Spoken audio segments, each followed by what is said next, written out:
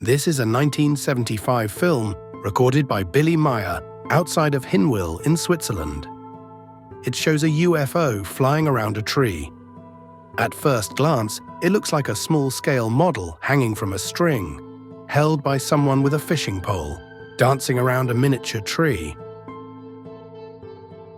Upon close analysis, anyone with the patience to review the evidence concludes that this is an object 7 meters in diameter, dancing around a tree, mimicking the movements of a pendulum. The film shows a real and mysterious UFO capable of jumping into space and projecting the image of a tree that will exist 30 years later.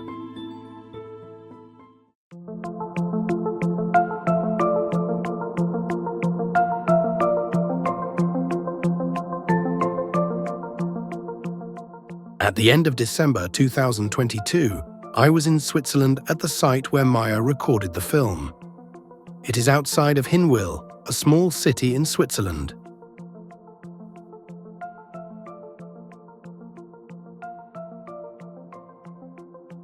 The house still exists. Meier was standing on a piece of land used for cultivation, surrounded by crosswalks where nature-loving walkers often pass by. There are no trees on the ground where Billy installed his Super 8 camera to hang some model from one of its branches, and there were none in 1975.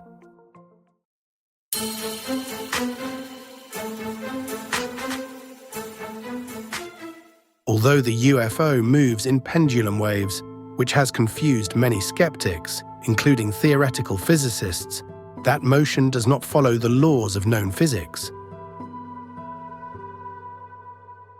If that had been a model hanging from a string, when analyzing the period of oscillation, we would immediately notice that the pendulum's length changes continuously, which we cannot replicate when doing practical tests.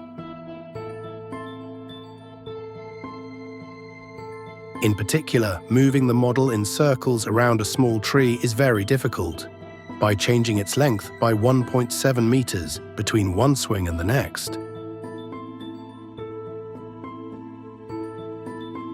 You can find details about the experiments performed and the analysis and conclusions about this film in the links in the description of this video.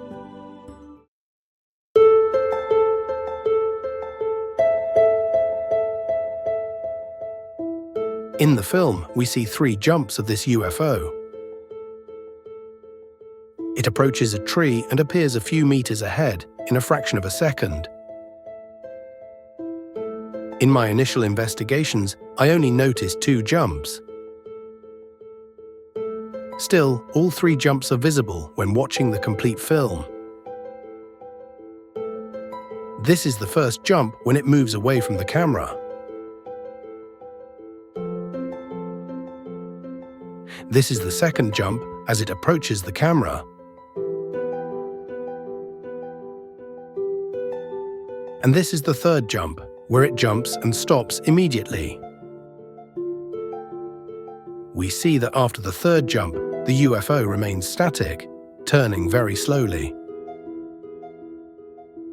Skeptics explain that Meier cut the film in 3 locations when the jumps happened and removed some intermediate frames to simulate the effect. The curious thing is that the camera shakes on each jump, and a white band appears in the frames during these events.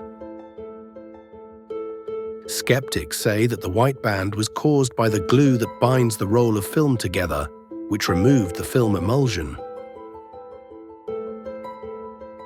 But that band should appear at the edge of each frame, not inside the image. Is this white band a result of an electric discharge inside the camera during the jumps?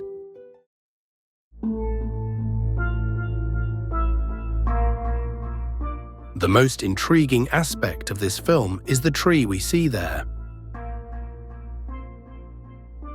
When analyzing the intensity of the tones of the house, the UFO, and the nearby terrain, we notice that the house, the tree, and the UFO have the same tonality.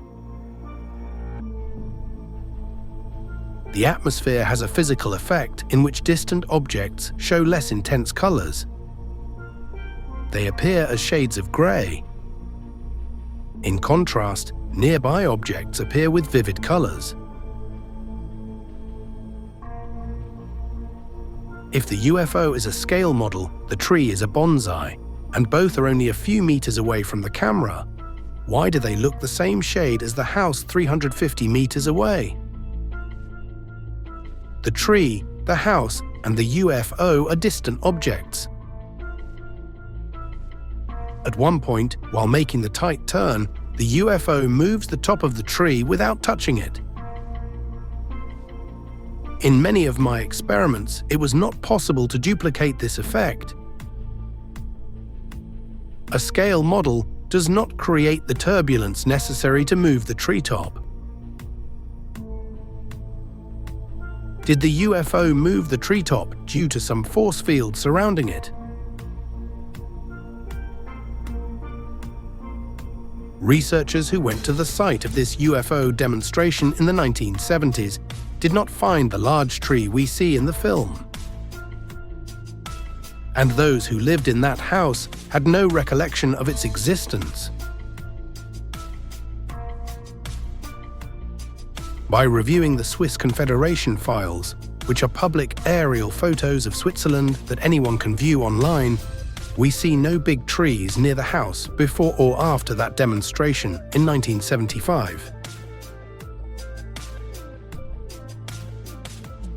The evidence shows that the tree in Meier's film did not exist in 1975.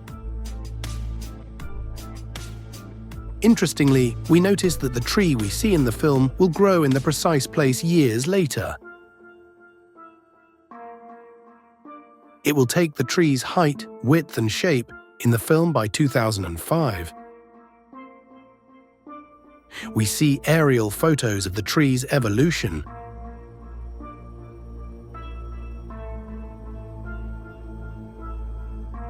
We even find that in 2006, the tree had just been cut down, as indicated by the brown marks on the surrounding grass.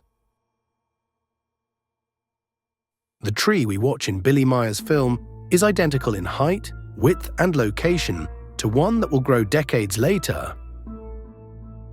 Even a branch of the tree we see protruding to the east in Billy's film is also present in 2003's aerial photos. How could Billy have recorded a film of a UFO flying around a tree that will exist 30 years later? The description of this video includes several links to my detailed investigations.